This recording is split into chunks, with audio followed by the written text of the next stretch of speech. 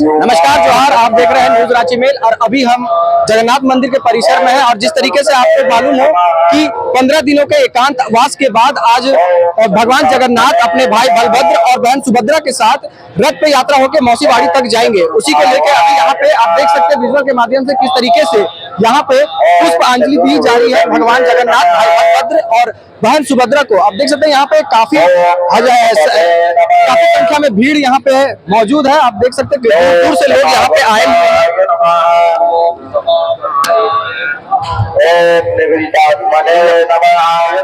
तो आप देख सकते हैं किस तरीके से रथ पे कई बड़े जन जो है वहाँ पे पुष्पांजलि दे रहे हैं। और यहाँ पे देख सकते हैं हजारों नहीं लाखों कह सकते हैं यहाँ पे पुष्पांजलि देकर भगवान जगन्नाथ को फूल अर्पण कर रहे हैं। और अभी हम लोगों से भी बात करेंगे और जानेंगे कि रथ यात्रा में उनका क्या कुछ कहना है। भगवान जगन्नाथ का यात्रा है जो जगर का नाथ है, और इस नाथ का यात्रा में जो भी लोग सम्मिलित हुए हैं ये भगवान का असीम कृपा है। और ये तो नारायण है और इनके बारे में क्या कहना, और इनके बारे में ज्यादा कुछ नहीं कहेंगे।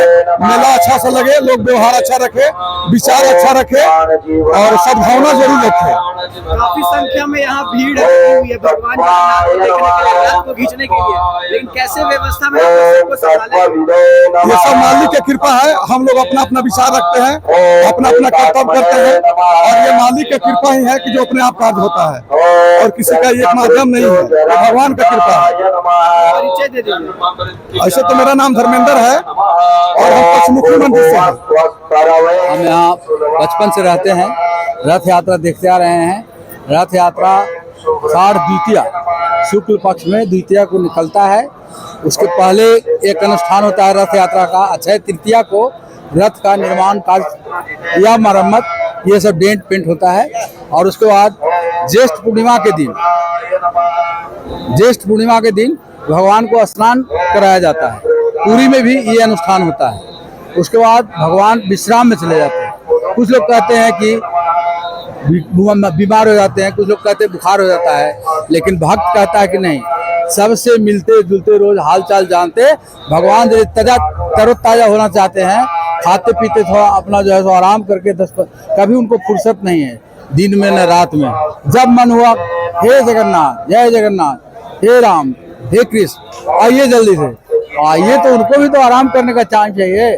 तो वो जो होता है हम लोगों का रथ यात्रा, हम लोगों का विश्वास है भक्त लोगों का कि ये विश्राम करने के लिए भगवान अपना एनर्जी रिसाइकिल करना, क्योंकि इसके बाद उनको क्षीर सागर में जाना है। क्षीर सागर कहाँ है ये अलग विषय है।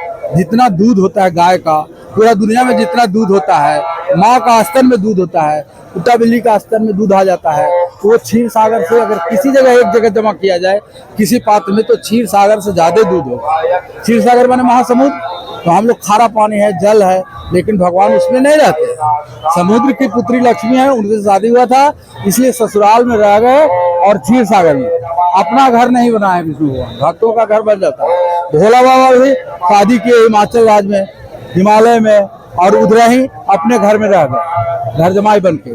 तो उनका जो ससुर था दक्ष, वो बैर करता था ससुराल में वैदिक रीति से। अब जब राम जी आए, कृष्ण जी आए, तो सब व्यवस्थित कराए। राम जी अपना जीवन में चरित्र में उतार के कि आप शादी विवाह करते हैं तो कन्या का जिम्मेवारी ससुराल पक्ष वालों का है, उसको प्रेम से रखने का है।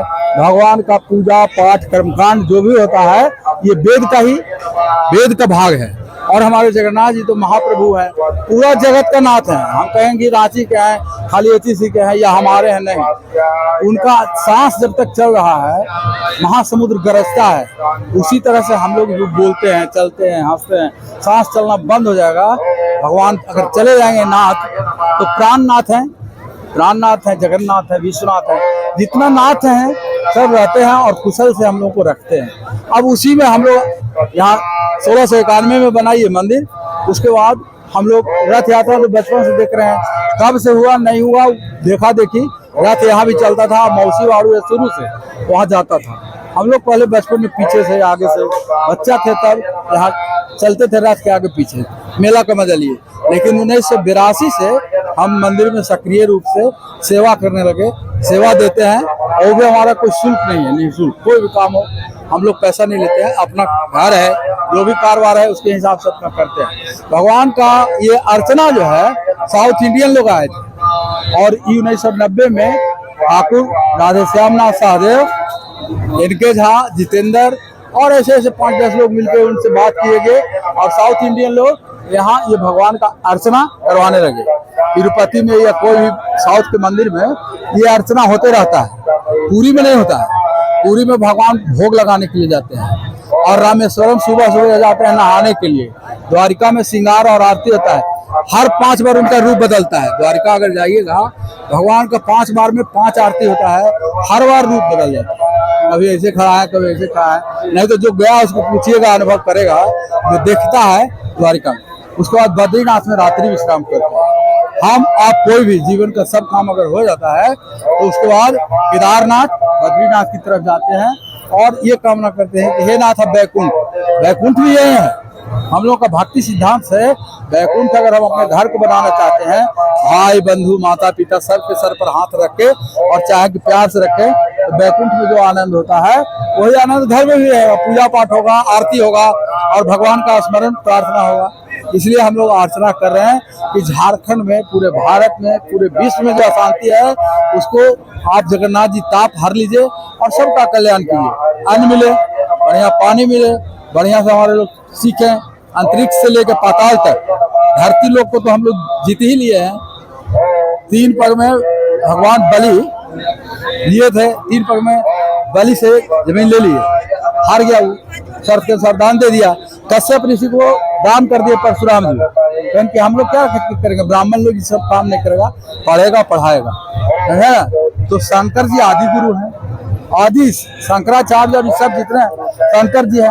उसके बाद परशुराम जी को पढ़ाए, परशुराम जी पढ़ाए कर्ण को और अर्जुन पढ़ा द्रोणाचार्य से। ये सब दूसरा प्रसंग का कथा है, लेकिन भगवान से रिलेटेड है इसलिए बता दिए। ये भगवान जब सब लीला करके अपना लीला समेट रहे थे तो आपको द्वारिकापुरी में सबको खाली करवा दिया, नहीं तो युद्ध करके अपने में मर गया जितना था।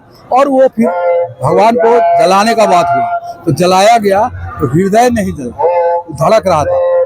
भगवान कह दिए उद्धव जी को, बड़ी अनन्य भक्त थे उद्धव जी, कि इसको तुम जल में प्रवाह कर दो। तो हम लोग के सनातन धर्म में जलाने के बाद जो कुछ बचता है उसको हम लोग नदी में प्रवाह कर देते हैं। कभी श्मशान घाट गए हुए, और वो हृदय था जो चलते चलते चलते चलते पूरी की तरफ आ गया।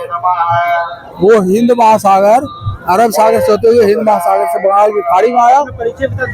मेरा नाम जितेंद्र शर्मा है, यहीं रहते हैं, हम बगल में हैं, मंदिर से जुड़े रहते हैं, सेवा कार्य करते हैं और कोई पैसा के अति भी नहीं करते हैं। अपना सेवा भाव है। हम लोग जय जय जगन्नाथ करते हैं, सब लोगों को जय जय जगन्नाथ करते हैं। सबका आशीर्वाद हो, सबका कल्याण हो। हम लोग को किसी से बैर नहीं है। वैष्णव भक्त जो होता है किसी से बैर नहीं करता। जो भी पंथ में है, जिस भी धर्म में है, आप अपनी साधना से उसको कीजिए और लक्ष्य को प्राप्त कीजिए।